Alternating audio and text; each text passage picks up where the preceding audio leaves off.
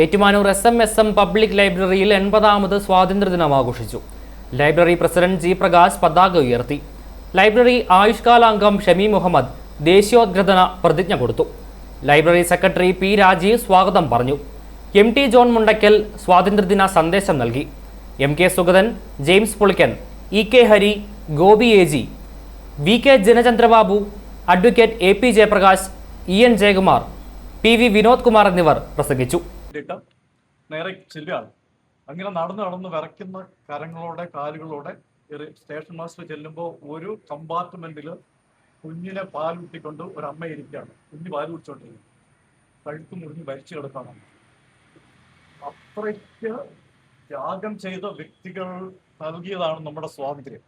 Larry പോളിൻസ്, Dominic ലാബിനെ പിന്നെ വിചാരിക്കുകയാണ് സ്വാതന്ത്ര്യത്തിന് ശേഷം യഥാർത്ഥത്തിൽ ഇന്ത്യക്ക് സ്വാതന്ത്ര്യം കിട്ടിയിട്ടുണ്ടോ എന്നറിയാൻ അന്നത്തെ ക്യാപിറ്റലായിരുന്ന തലസ്ഥാനമായിരുന്ന കൽക്കട്ടയിലേക്ക് വരുന്നു.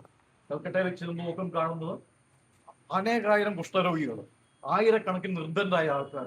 അങ്ങനെ രാജ്യം മുഴുവൻ അധപ്പതിച്ച് കടന്ന ഒരു ഇതിൽ നിന്നാണ് നമ്മളിപ്പോൾ ഇത്രയും വലിയ ഉന്നതമായ നിലയിലേക്ക്